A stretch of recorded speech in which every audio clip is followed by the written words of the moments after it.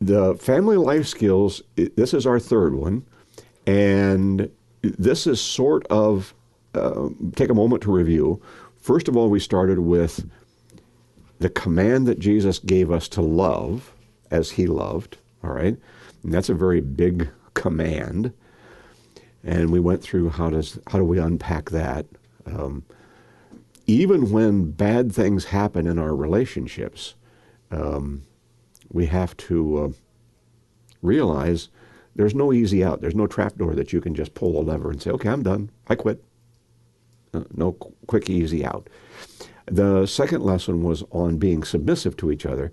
And that means we are very different. We're put together different. We have whole different backgrounds and everything. So with that being done, we talked about the two kinds of love, the conditional and the unconditional love.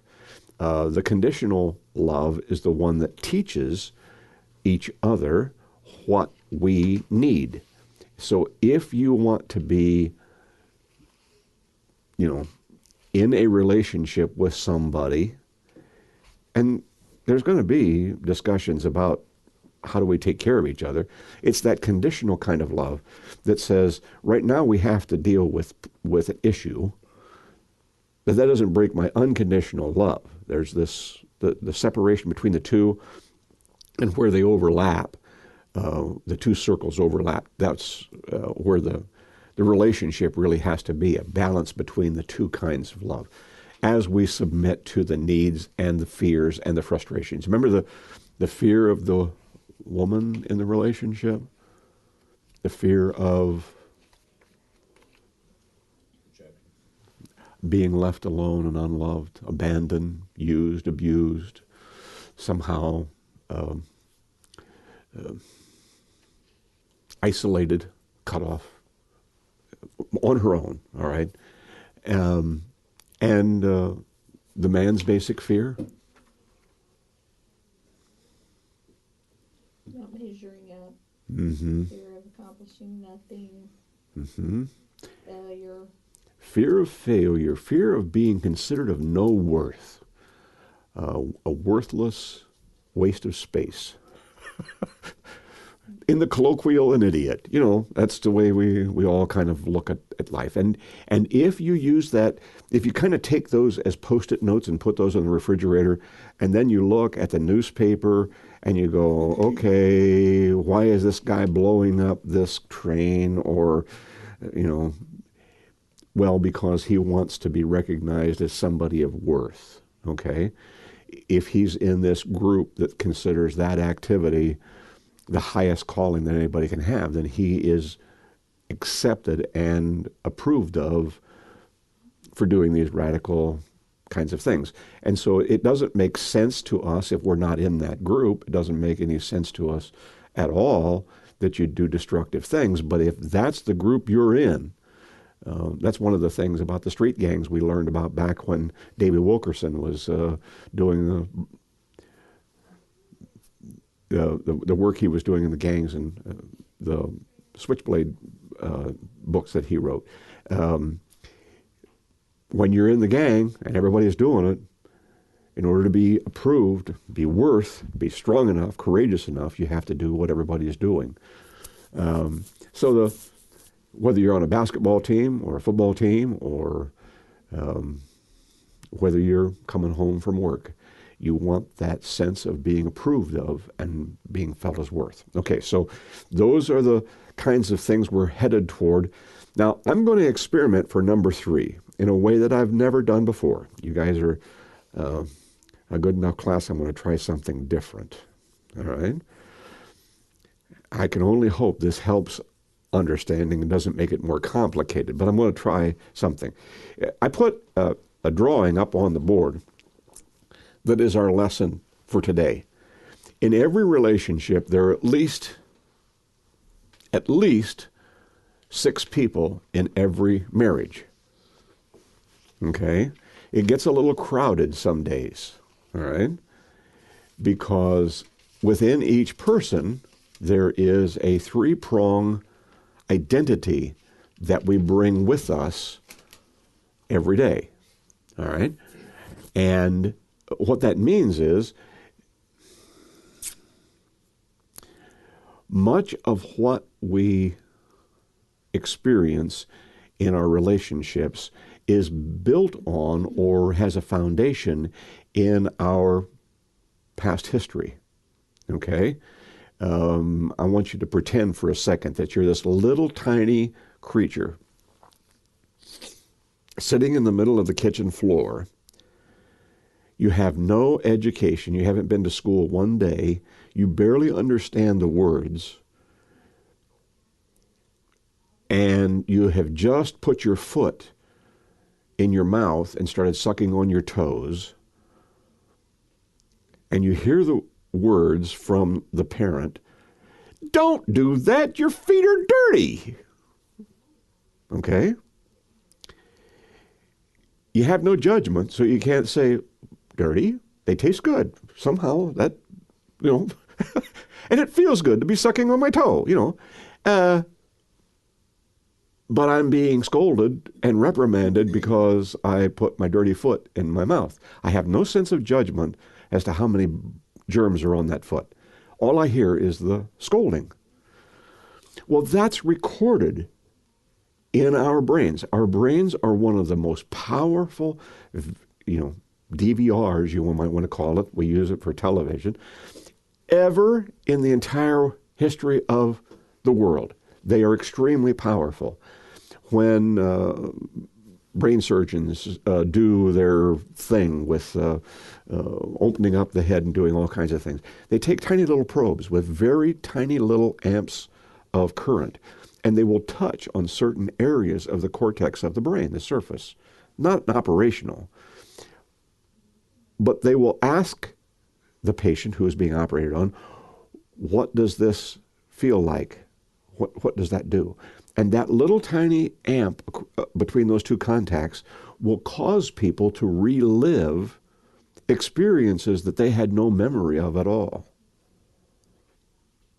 It's very interesting. Most of the brain surgeries that are done, if it's done voluntarily, they are left conscious, all right? Because they want to be able to respond as the doctor is doing his work. And they take these little probes and they touch and they say, what do you see or hear? And people will respond and tell not only what was said, what was happening, but they have a complete record, including their emotions. They will feel exactly the same emotion they had at that moment of that experience. They're all stored in that amazing place, and it's all recorded. Now, one of the reasons I do this is because most of the time we don't even realize how we're having a constant conversation. We're having a constant conversation back and forth with our own brain. Okay? My first experience with that, my very first experience came when I had my first child. His name is Jonathan, and he was an infant, and he was a tester. And what that meant was he always wanted to push the limits of what the rules were. We had this little rug by the front door, and when you came in from the front door, you wipe your feet on that rug before you came in, because we had a mint green carpet. It was a solid color mint green, very light green. Ugly, ugly carpet, a terrible carpet, but so easily soiled. So we would come in, we wipe our feet on this little rug, and then you could come into the living room where the carpet was. Well, we also had a kitty cat, and the cat box was a problem because it had to be down on the floor so the cat could get into it. We decided, perfect solution, we'll put the cat box on the other side of the rug, next to the wall, so that Jonathan couldn't get to it without going across the rug. The rug was off limits. The rug was forbidden. So we knew that if he never got on the rug, he'd never get to the cat box. Simple logic. I was a college student. I was usually studying in the front room, and Jonathan would be playing, and he would crawl over to the rug, and I'd go, far enough? And he'd stop. And he'd sit there next to the rug, and I would put my nose back in my book, and he would go to put his hand on the rug that was not supposed to be touched. And we had been through this little game often enough that I would glance over the top of the book and I'd go, that's enough. The can would come right back. But if I was engaged in what I was studying for any time at all, not only would his hand be on there, he'd be on hands and knees and have his arm in the cat box if I waited too long, because there was no stopping him. He was going to push the limits.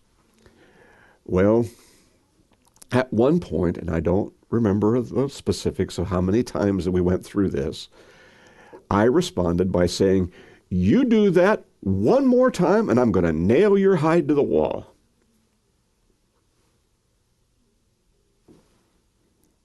And he looked at me and he said, when can I get down? And I realized he thought I was going to put him on the wall. And then I thought, well, what does that mean? I'd never said it before in my entire life. Where did it come from? How did it get in there? Well, I thought back over my history, and that was an expression my dad used to use. Now, he grew up on a farm in Pennsylvania, and they did a lot of hunting, and they did a lot of, butchering and that kind of stuff on the farm. And they would take the skins off of the cattle and different things as they were getting them ready for the processing. And in order to keep them from just shriveling up and drying up and becoming worthless, they would take them and nail the hides onto the barn siding to hold them straight until the man who dealt with the furs and the pelts would come by, and then he would buy all of them together. Well, it made sense when Dad said it. I never understood that, had no concept of what it meant. But my brain took part of that experience back when I was Jonathan's age and plugged it in, and it repeated itself for the first time ever. How many years later? Completely inappropriate. It didn't mean anything to anybody. It was completely sort of irrelevant. But our brains are wired in such an amazing way that we pull out. We don't even realize how we're interchanging, okay? And part of that inborn part of us, that experience, comes from the parent and the child. Now, the parent, I've got the descriptions of what these roles are here in the bottom of the page that you have for a handout. But let me just give you the quick rundown. The parent is the controller. The parent is the dictator. They are the ones who, by words, by posture, by facial expressions, by whatever means we might communicate. When I was training my kids, I had the snap. I can't do it too good right now because I'm out of practice.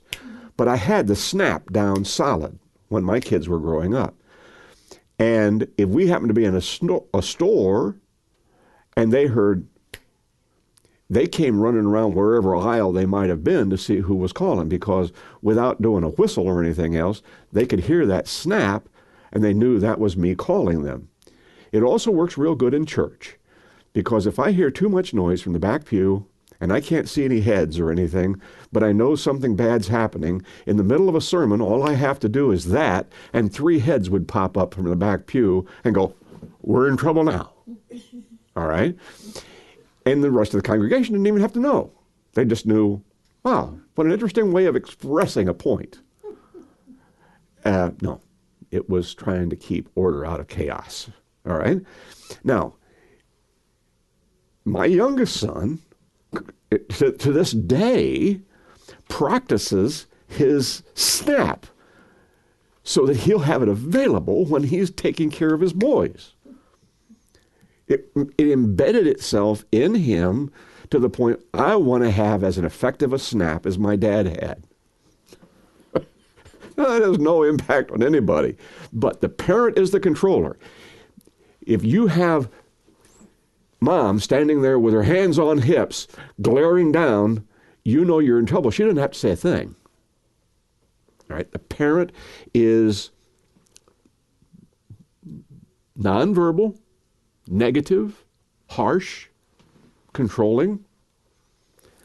The parent is unloving.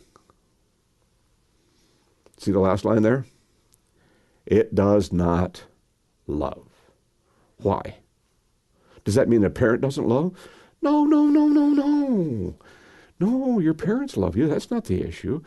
But the recorded, controlling part of us that has become a part of who we are is programmed to command, not listen, not respond.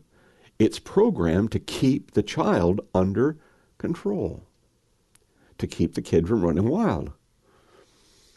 Now, some of us are better at that than others. There are some who basically say, well, that's somebody else's job. My job is to say, wait till your father gets home, or some other kind of expression. But there's got to be, to have a healthy personality, you have to have, I guess some people may call it a conscience.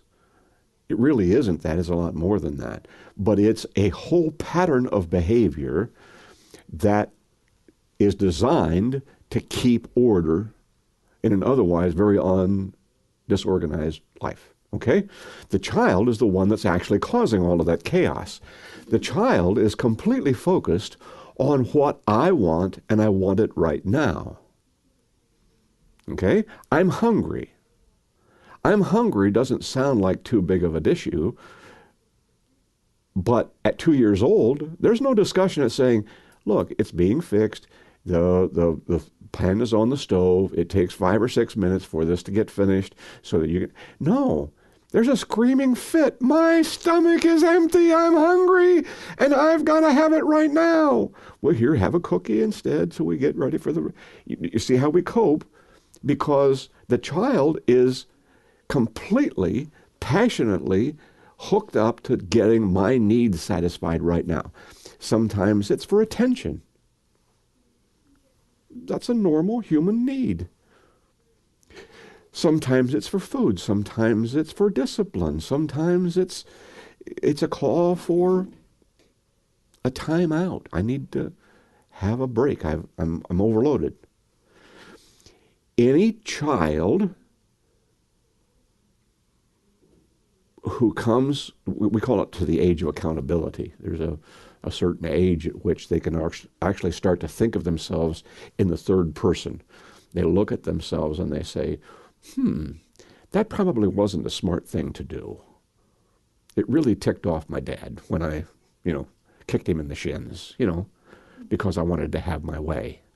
And I didn't want to go with him, and I didn't want to leave the store, and I wanted to have that toy. And I probably made a mistake. Okay, so at that age of accountability, something's beginning to change. But there's always this child embedded down inside of us. It never, ever, ever goes away.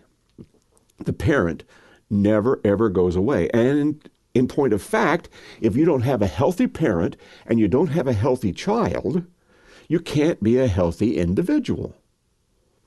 End of discussion. Point blank. That's it. You have to have both, or you can't be happy. Imagine going to Cedar Point and all the rides and all the attractions and all the games and all the fun and going to Disneyland and all the things that you're going to ride the small world, As the parent, do you want to take the parent to Disney World? No.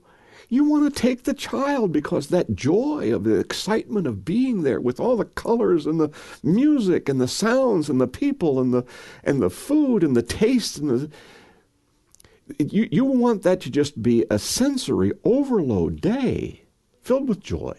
You don't want someone going, Well, this is too big. You got too big of a mouthful. Stop eating those French fries. You got your cheeks all full. Put that sunscreen on. You're going to get sunburned. Are you wearing your hat? You see, the parent is a real pain at Disney World. It doesn't hurt to have one around just to make sure you're not going to get sunburned nose, but don't be inappropriate because the parent can come in at the wrong time. You know, we're going to go out on a date night. All right? It happens once in a while. Valentine's Day is coming. Do you want to go on a date with the parent? No. You want each other to be in the child, to just enjoy the joy of it all.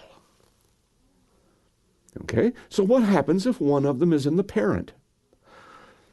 You choose this restaurant every single Valentine's Day.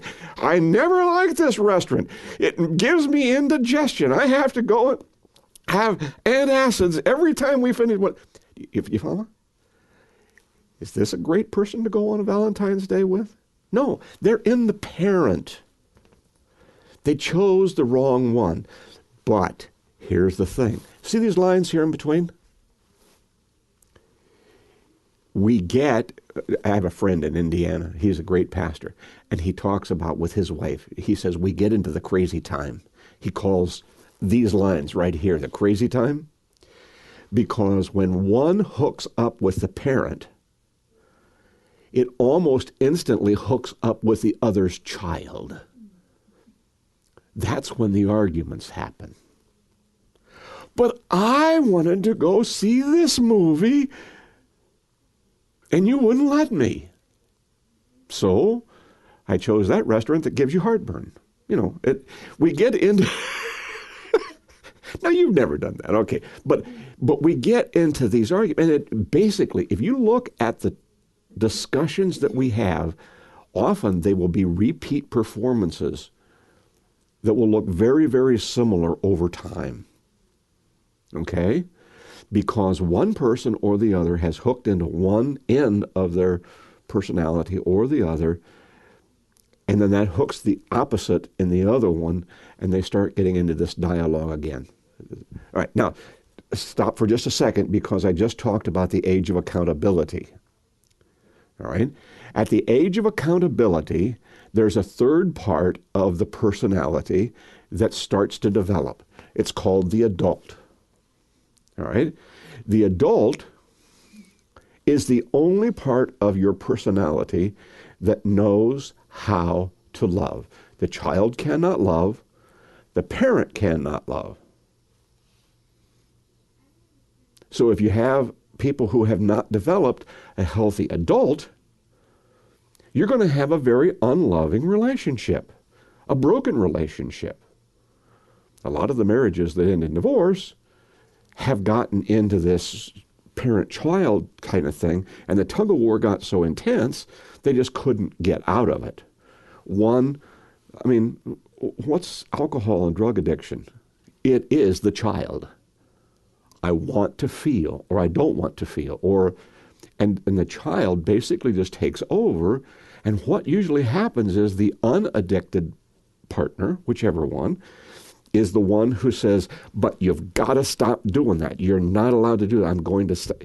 And trying to impose control on the child who's trying to get out from underneath that control. So you get this dynamic going. The adult is what we're shooting for. Let me do it. Just one quick example. When my kids were small, 7, 8 years old, something like that, I would stop punishing them.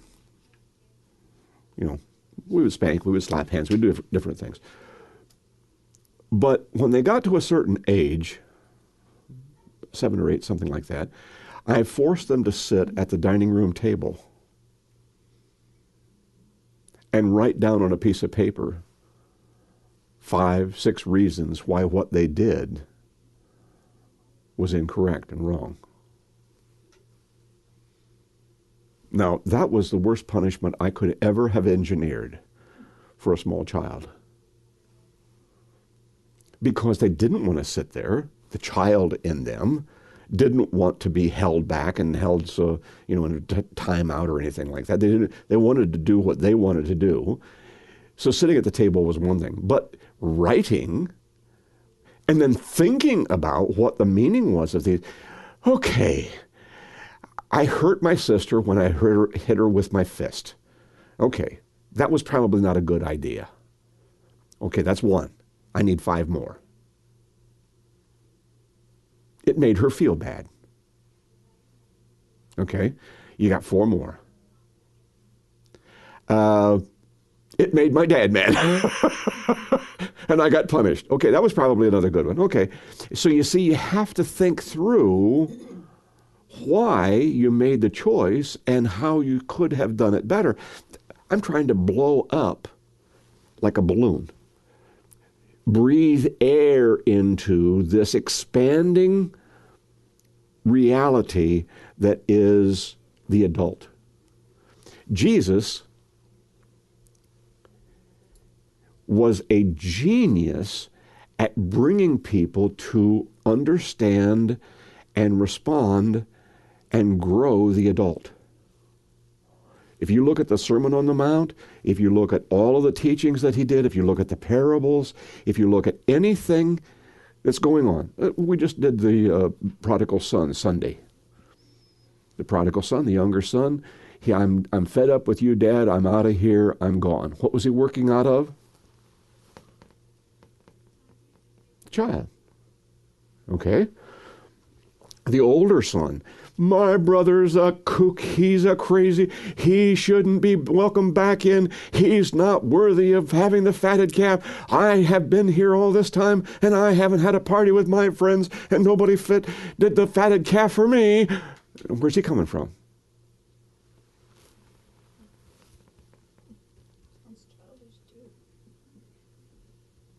See how they've gotten into this tug of war?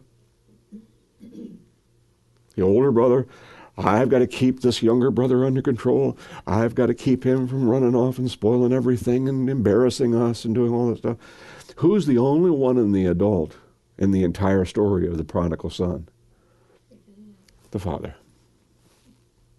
Don't you understand? Everything I have is yours. You are my son. This is your brother. See, he keeps bringing it back to the reality. When we actually stop and think about what it means to be the adult, there's a whole list of things here. Inquisitive, questioning, eager to learn, willing to risk rejection. The child or the adult doesn't want to be rejected. No, they actually fight against that. Thoughtful, courteous. What that means is thoughtful of somebody else's well-being, courteous to someone else's needs, respectful of others, can see the positive side, filled with faith and hope, not afraid, not fearful, willing to change, values and treasures others, and is the only part that can show love. So there's the 3 parts. Now, I'm going to ask you to flip over to the 3rd page that the other page I've given you on this 3rd lesson. And I'm going to have you walk with me through here to kind of do this as a review. This is called the 10 rules to a good fight. The 10 rules to a good fight is a thing that we hand out to couples who are trying to set the stage for a good, solid relationship. And what it means is it's a contract of behavior. And it means there are some things I'm going to agree to do, and there are some things I'm going to agree not to do, so that I do the least amount of damage and the most amount of good in my relationships. All right, so I want to start down through there with the goal of seeing how it applies to the parent, the child, and the adult. Okay, and what we've learned up to this point. So we're going to try and weave these lessons together. Normally I break them apart, do one, then do the next one. But I'm afraid what happens, in my past experience, is people don't overlay them this way and make them understandable. They just see one lesson versus another, and they don't get a chance to see them. So let's just start. The first rule of the 10 rules is, I love you. I will always love you. You are my husband, wife, employer, my brother, sister, whatever the relationship is. I mean, you are an important person to me. I have pledged myself to help you, to support you, and to care for you, and I'm not going to stop taking care of you.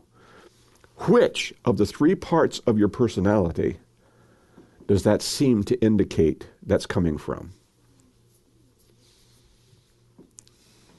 Does the parent say that? It's the adult. Yeah. The parent is trying to control.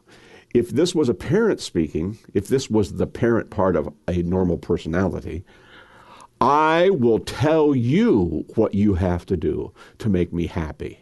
And if you don't do it, I'm going to be upset, and here's the penalty you're going to pay. Controlling. What if the child is saying it? I'm going to have it my way. And if you don't like it, you can take a leap. Because I'm going to enjoy myself. All right? It's only the adult that can say, I love you. The reason why we put this one first, remember the 2 circles with unconditional and conditional love? Normally what happens when we get ready to have a disagreement is there is a problem with someone whose needs are not being met, someone who's having something. There's a train wreck. On one side we have our expectations, but it's coming on the track the opposite direction from reality. And we had an Amtrak train, passenger train, run into a freight train this week. There was death and destruction on every side. Well, expectations came from one direction at high speed, and reality came from the other one, and kabang. And so we have to deal with something unpleasant or something that's not very happy. All right, so what do we have to do? Well, remember the fears we talked about. What's the man going to be afraid of? I'm going to be coming out of this looking like a fool. All right?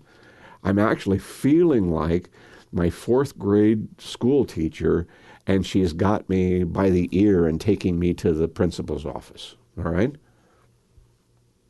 I feel this big. That's the man's fear when we get into a conflict. You don't believe in me. You don't trust me. You don't think I can figure this out. All right? When the woman is trying to deal with that fear in her partner, if she says, and if you don't listen to me, I'm going to not speak to you for the next 3 days, or whatever, silent treatment, or I'm going to burn your French toast, or whatever it is, because I'm going to try and be the parent and control you as the unruly child. There's all these different ways we can play this back and forth. The adult is the only one who can see both the reality and the need for the conditional love and the unconditional love. We have something we have to deal with. I'm going to teach you what my needs are. I need to show you what we need to do differently. That's a legitimate gift of love. But I'm not going to take away my commitment to take care of your needs either. It's the joining of the 2 kinds of love. When we say this out loud, okay, we're at the beginning of our disagreement. We're going to have our argument. And we each repeat this first rule. I love you. And I'm not just saying it, I really do love you. Even though I'm unhappy now, it doesn't change the fact that I love you. I am always going to love you. Nothing we're going to decide here is going to change what I feel about you and my commitment to you. And I am going to stay in this relationship as long as it takes so that you can understand how committed I am to you. All right? In an argument, there's always that sense that what's going to happen if it doesn't get resolved? What's the long-term issue if we can't come to a resolution? Because somewhere in the back of our minds, we've already sort of been afraid that something's going to come unraveled and it's going to fall apart. All right? One guy told me, he says, I just keep waiting for the other shoe to drop. When is it going to end? I had a very good, very close personal friend who basically, after about the 6th or 7th date, looked at his new girlfriend and said, I just can't figure it out. And she said, what do you mean, figure it out? He said, you're a very smart young lady. That was true. I can't figure out why you haven't already found out that I'm an idiot and you should drop me like a hot potato. You should have figured it out by now.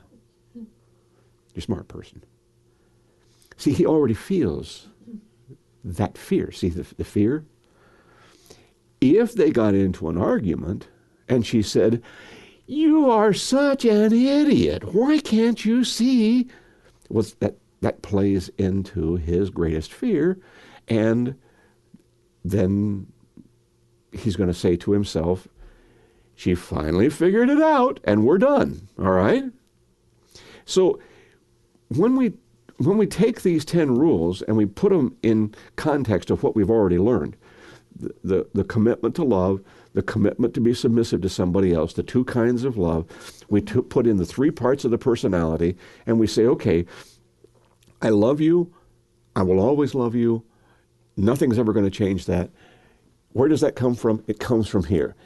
Only the adult can throttle back the child without hooking all the negative. Only the adult can throttle back the parent, the harshness of the parent, without breaking the relationship. Okay? The parent and the child are at each other's throats all the time. It's the adult that can kind of pull them together. Look, we don't have to solve this today. We were probably not going to get it worked out on the first conversation, but let me explain. We need to start making progress. That's the adult. Okay? And so when we start looking through the 10 rules, we're always focused on how can we expand. The adult is like a water balloon, I guess if you want to put it that way. The more we pump into it, the bigger it gets, the more robust it gets.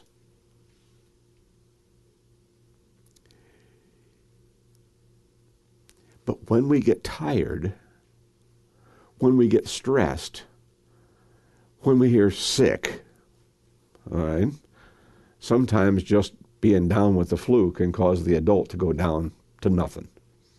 All right? All we want to be is just a child. I don't care.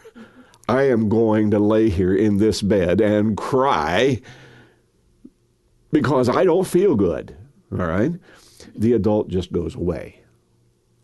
When we go through changes in life, I've talked to a lot of people who were going through one person or the other of the couple that was retiring and leaving the pattern of life that they had gotten comfortable with. When that equilibrium is broken and they don't know exactly how they're going to feel about what's happening, and they're getting on each other's nerves, the adult collapses. It's almost like if we get through an entire week of stress and illness and work pressures and all the other things going on, and our adult gets down, we're Saturday night, we're getting pretty well down. We'll have an argument in the car on the way to church on Sunday. Happens all the time. For 2 or 3 reasons. Because we're busy through the rest of the week. On the way to church on Sunday, we have some time where we're just the two, just us. And, oh, by the way, you really made me mad when, and then all of a sudden, all of these things that have been kind of getting built up, this backlog of unfinished business. And I can't tell you how many people say, we walked in at each other's throats because we just had a real shouting match in the car on the way to church. And I say, wonderful, great, I am so glad. Because now, if you see what I'm trying to do when I come into a worship service, it's to re-inflate the adult. To fill your gas tank, to fill your water balloon up for another week of stress on how to cope. All right? Go back and listen to last Sunday's sermon. All you have to do is go back to last Sunday and just replay about 20 minutes of it. And you'll go, yeah, I can see how that's working. I'm ready for another week.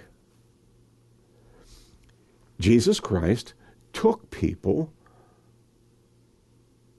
through his 3 years of ministry, and he kept breathing life into that. He just told them stories. He did teaching. Don't get discouraged when someone disagrees with you. And he would just go through this whole thing with his disciples. Just keep pumping life into that adult part of who they were. All right? And eventually, something miraculous happened. And they started breathing life into other people's adult. He sent them out 2 by 2. Go out and breathe life into the adults that you run into. And if they accept you, wonderful. Bless them, encourage them, lift them up, give them the hope and the grace that they need. If they don't, that's fine, because they're working out of the and they can't hear you. When the chief priest dragged him off for his trial, which were they working out of? We've got to keep this thing under control. We have to throttle it back. When the crowds were standing there singing and shouting and praising and going through this whole thing, we're saved, we finally had the Savior come, we're going to be free, it's everything great. What were they working out of?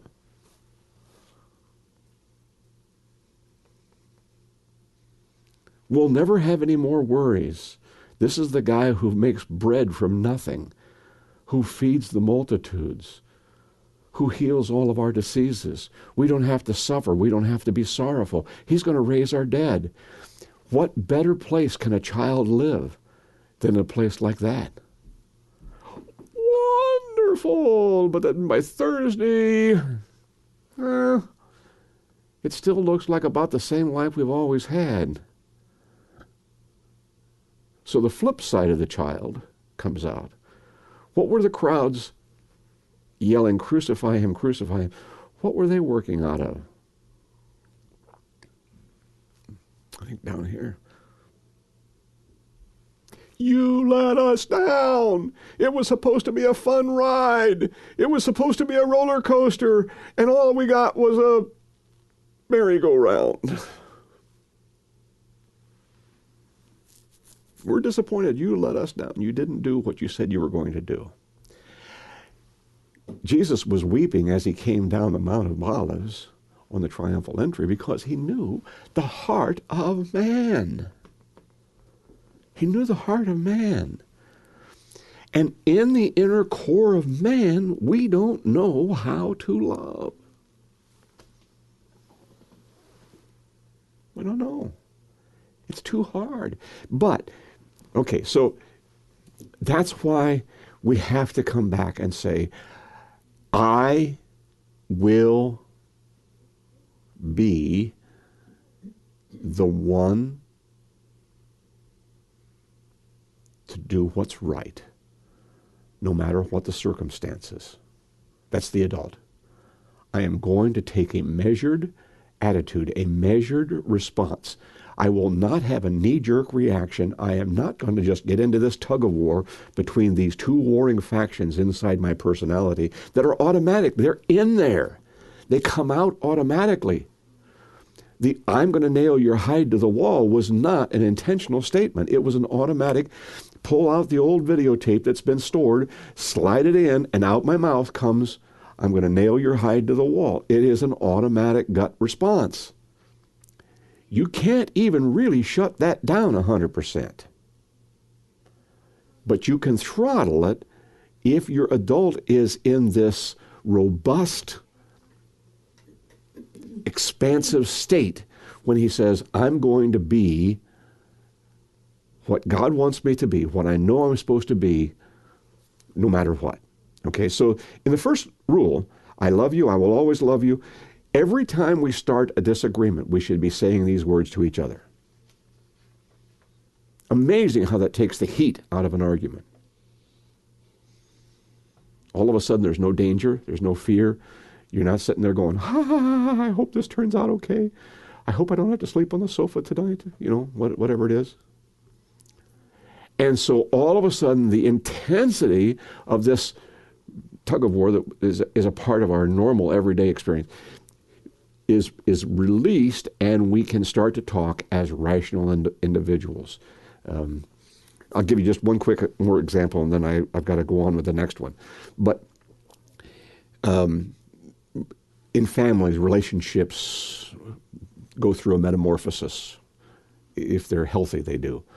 My daughter came home after 2 years at George Washington University in Washington, D.C., and was going to spend the summer with us. Well, we hadn't quite gotten to the point we were ready to rent out her room yet because she didn't think she was coming back home. But, it was different having spent 2 full school years on her own, and then she came back and she moved back into her room. Well, there was tension from minute one, because you take a person who has been making their own decisions and charting their own course, and then you put them back into almost like an infantile situation where they have to answer to mom and dad, or they feel like they do, or mom and dad feel like they should. And then all of a sudden there was tension. So after a few days, we were driving someplace, I don't remember exactly where, and Angela was in the car with me. And I said, there's something going on here. There's something happening. I'm not all that happy. So for today, just for today, let's pretend that I'm not your father and you're not my daughter. And we just happen to be 2 people hanging out with each other on the way to the store or whatever we were going to do. We had the most wonderful day. I had to explain to her, I don't want you to go back to being what we were when you were 16. You're past that. I'm not going to expect you to go back under the rules that we had when you were 12. You can watch TV anytime you want to, as late in the night as you want to. Just don't wake me up. There's some limits to every adult, no matter what. A father still has a little bit of that. You can say, "Don't bother me." So you have to recognize that in the process of growing, the adult says, what is appropriate today? Now, if I said that to her when she was 4, I'd be opening myself up for all kinds of problems because she wasn't using the judgment at a 4-year-old that she needed to make good decisions. So I made her go to bed at a certain time, just for example. So we're going to be looking at 10 rules, all right? The second one is just as important, I think, as the first one, but the first one we have to start there. The second one is this, and we'll go on and work out through some more of the next lesson. I love you just the way you are. Now, that's different than many people when they say, I think once we get married, I can change them. I think I can beat that out of their head. All right? I once had a friend of mine said,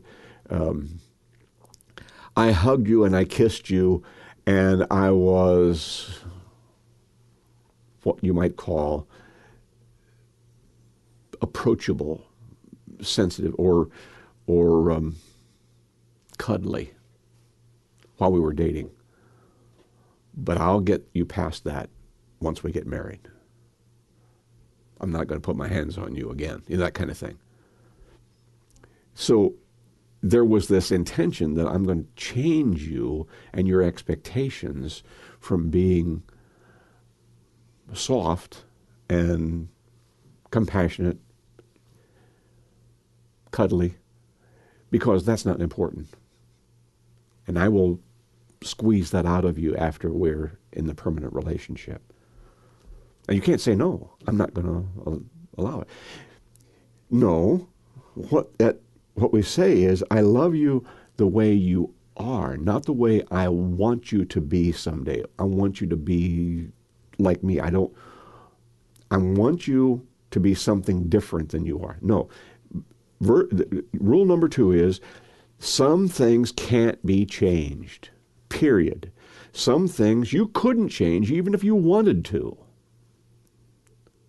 I mean, I wish you were taller.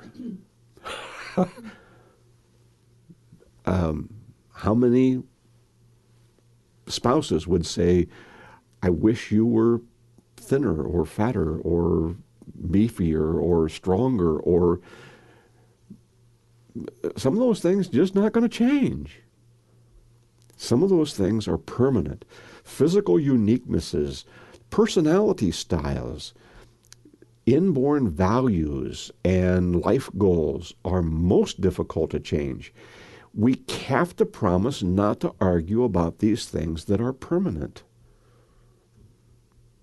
And the first response I always get from someone who's working out of the parent, well, but they could change if they wanted to. Well, maybe.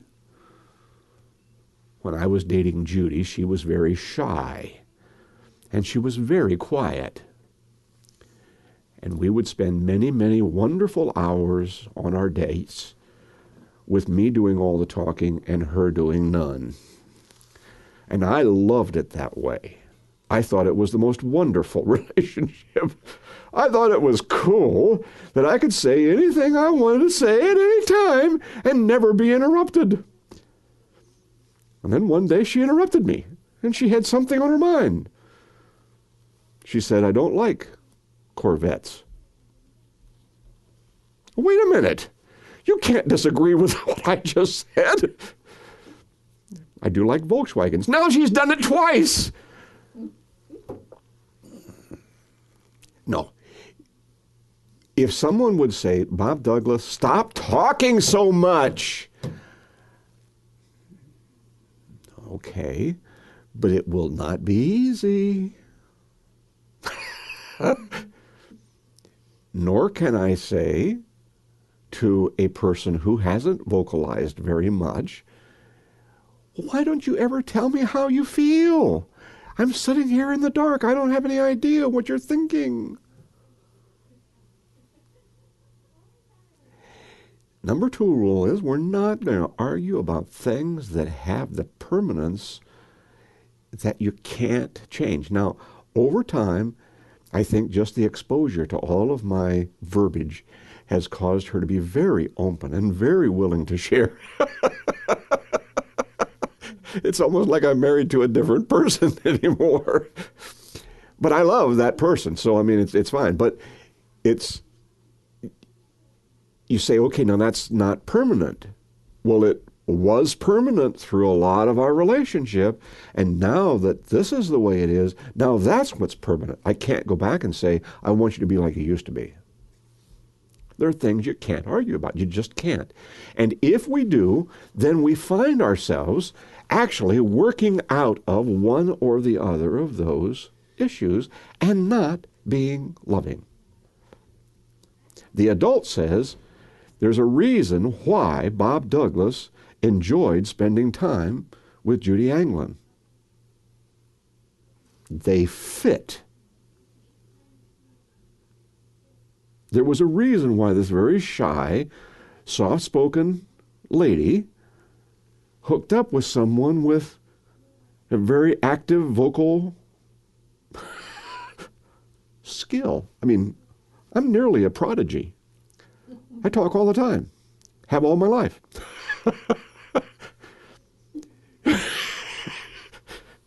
Gently, I hope I have important things to say while I'm talking, but I can't hardly stop myself.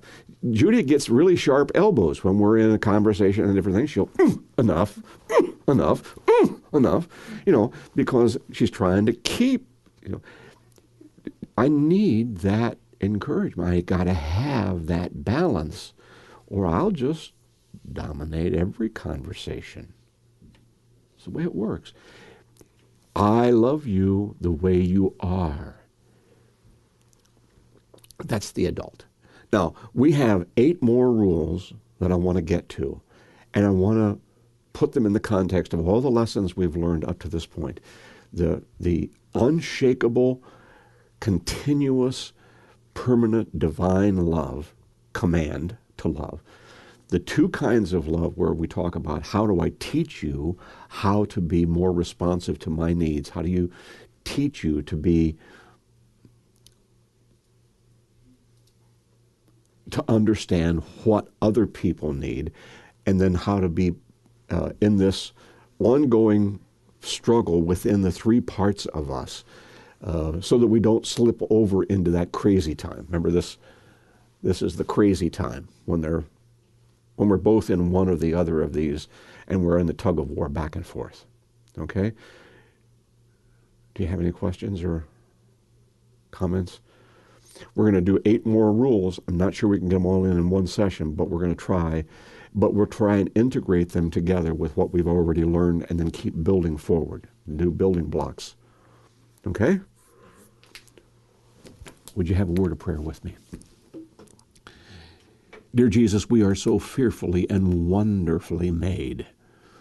The capability we have to remember and hold those memories, those feelings, those emotions, the events of our past, and the potential we have to grow and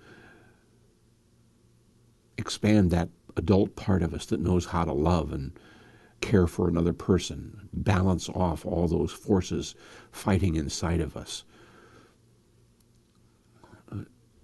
You designed this whole thing. You designed it. We have to give you the glory because we are this kind of complex persons that we are.